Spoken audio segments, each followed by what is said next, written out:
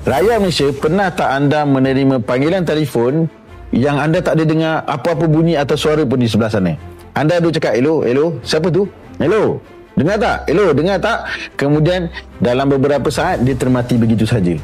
Boleh katakan ramai dan seluruh rakyat Malaysia pernah mengalami situasi itu, termasuk saya.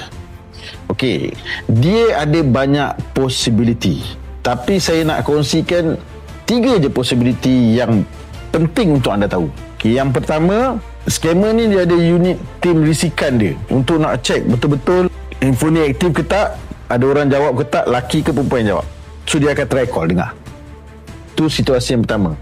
Yang kedua, dia try to hubungi anda untuk scam anda, tetapi talian itu diputuskan atas faktor internet yang tak boleh cover dan sebagainya. Okey. Yang ketiga, yang ini yang merisaukan saya, yang ini yang penting untuk anda tahu. Dia call anda itu kerana dia ingin mendengar suara anda untuk tempoh beberapa saat, yang kemudiannya dia akan menggunakan suara anda itu untuk tujuan penipuan kepada orang lain, yang mana suara itu akan dimasukkan ke dalam mana-mana wajah ataupun individu lain dengan menggunakan atau manipulasi melalui teknik AI.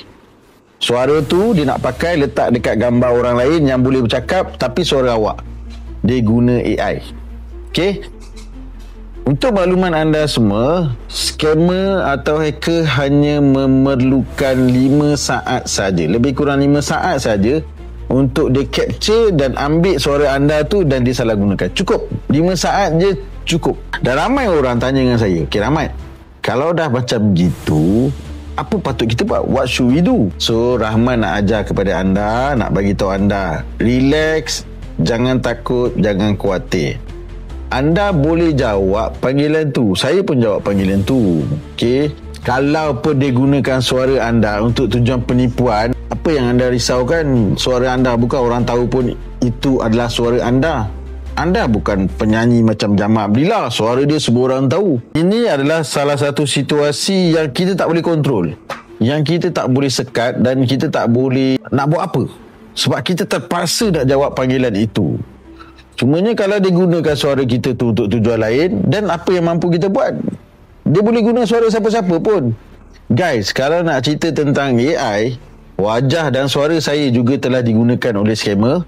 Wajah dan suara menteri juga telah digunakan oleh scammer. Wajah dan suara sultan pun telah digunakan oleh scammer untuk tujuan memperdaya orang lain. Kita dah tak boleh kawal dan kontrol scam ni, dah tak boleh.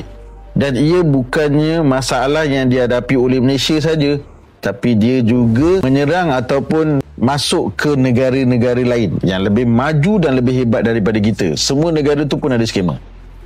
That's why Rahmat cakap berulang kali, dapatkan knowledge, dapatkan ilmu, persiapan untuk berhadapan dengan durjana-durjana ni.